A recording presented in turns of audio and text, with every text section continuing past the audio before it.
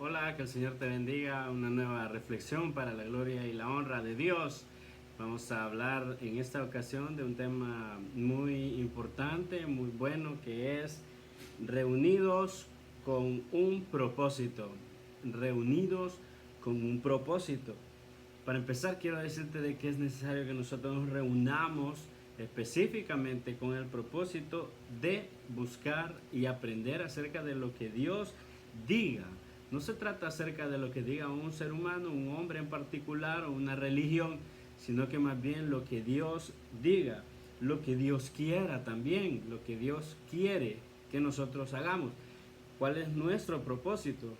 Que nosotros hagamos lo que Dios quiere, lo que Dios dice, haciendo a un lado lo que Dios dice que hay que dejar a un lado, haciendo a un lado aquello que Dios dice que debemos de dejar a un lado, porque muchas veces nosotros pues queremos hacer de diente a labio, queremos hacer lo que Dios dice, pero luego venimos y nos rebelamos y entonces queremos hacer otras cosas, que no queremos dejar ciertas cosas de nuestra vida que están estorbando verdaderamente nuestra relación con Dios, y ya no tenemos entonces una relación sana con Dios, sino que queremos tener a nuestra manera la relación con Dios, y no es así, sino que es lo que Dios diga y es lo que Dios quiera, dejando de lado aquello que hay que dejar según lo que la palabra de Dios dice que debemos dejar aparte, es decir, aquello que es pecado. Fíjense, los resultados bíblicos de tener un propósito en nuestras reuniones, los resultados bíblicos vienen por seguir puntos bíblicos, no por seguir puntos de un ser humano normal. Yo puedo tener algún propósito, tal vez mi propósito sea encubierto y a lo mejor el propósito que yo tengo no sea el de glorificar a Dios, sino que otro que ando persiguiendo, tal vez un orgullo personal. Entonces, cuando ocurre eso, entonces ya no es un punto bíblico. Por eso nosotros es necesario que en todo lo que hagamos siempre pongamos la palabra de Dios como el punto de partida de nuestras reuniones. Los propósitos tienen que venir de ahí. Nuestra razón para reunirnos tienen que estar fundamentadas en puntos bíblicos. Mira lo que dice en Juan capítulo 4 y versículo 23 y 24. Dice: pero se acerca la hora y ha llegado ya en que los verdaderos adoradores rendirán culto al Padre en espíritu y en verdad, porque así quiere el Padre que sean los que le adoren.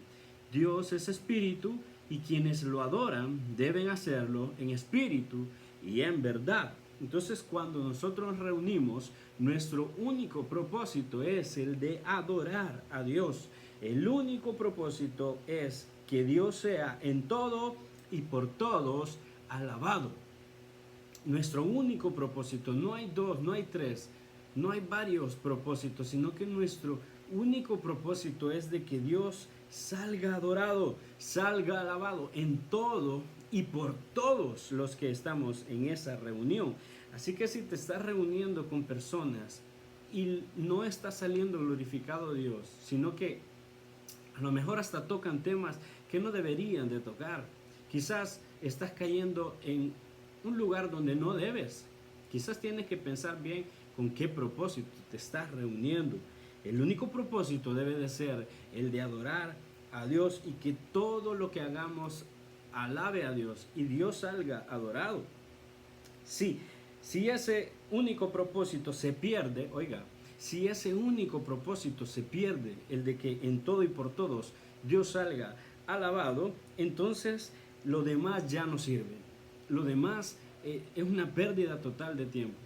¿Por qué? Porque nosotros tenemos que reunirnos, el propósito de nuestras reuniones debe de ser el de adorar a aquel que nos formó, que nos dio la vida, que nos hizo a nosotros una nueva criatura, el que nos ha dado vida cuando nosotros estábamos muertos en nuestros delitos y pecados. Entonces es necesario que nosotros pues estemos constantemente recordando que nuestras reuniones de culto tienen que ser siempre organizadas en esa línea única que debe de ser la de adorar y glorificar el nombre de Dios. Si no salimos de eso, entonces lo demás ya no sirve.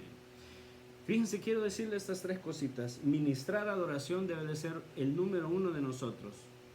Ministrar adoración. ¿Adoración para quién? Para Dios. ¿Adorar a quién? A nuestro Señor. El único que merece alabanza y honor y adoración. Nuestras alabanzas tienen que estar siempre dedicadas para Él.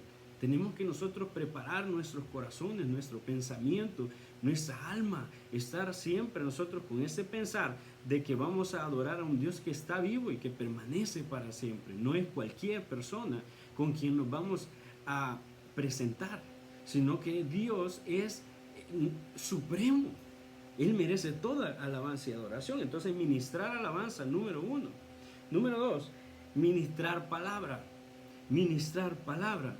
¿Por qué? Porque su palabra es la que nos instruye, la que nos regresa al camino, porque muchas veces nosotros nos desviamos del camino. Muchas veces yo quiero anteponer mi propia ley y quiero ir en contra de la ley que Dios ya dejó, de su palabra. Entonces es necesario de que nosotros ministremos la palabra también, aprendamos palabra, estemos ahí constantemente, repitiendo, memorizando, estudiando, leyendo. Constantemente, todo el tiempo, siempre, no solamente una ocasión, hacerlo siempre que nosotros nos reunimos en las iglesias y en las casas, como dice también el libro de los Hechos. Y número tres, oiga, ministrar al mundo con el evangelio, o sea, ganar almas, pues, ganar almas. Pero en este último, fíjense, hay muchas iglesias, hay quienes que quieren hacer esto antes que el primer propósito, pero Dios nos creó a nosotros no para... Oiga, voy a decir algo que quizás va a sonar algo fuerte. Dios no te creó a ti para predicar a las naciones. En primer lugar, Dios te creó a ti y a mí para que le adoremos a Él. El tema principal es de que el ser humano fue creado, fue formado, oiga, fue inventado por Dios en su infinita misericordia y bondad para que le adorara a Él. Entonces, nosotros sí, es cierto, nuestro propósito es el de ganar almas, amén, está bien, sí, es cierto. Sin embargo, el propósito número uno debe de ser cumplido. ¿Y cuál es? De adorar a quien nos formó y nos salvó. Número dos, ministrar palabra entre nosotros, de modo de que nosotros nos construyamos y reedifiquemos sobre ese fundamento que los apóstoles y profetas ya hicieron, ya dejaron, que nuestro Señor Jesucristo ya dejó plasmada en su palabra, porque por medio de ella nosotros vamos a entender lo que tenemos que entender, vamos a aceptar lo que debemos de aceptar y vamos a rechazar aquello que también debemos de rechazar, porque no es conforme a la voluntad de Dios.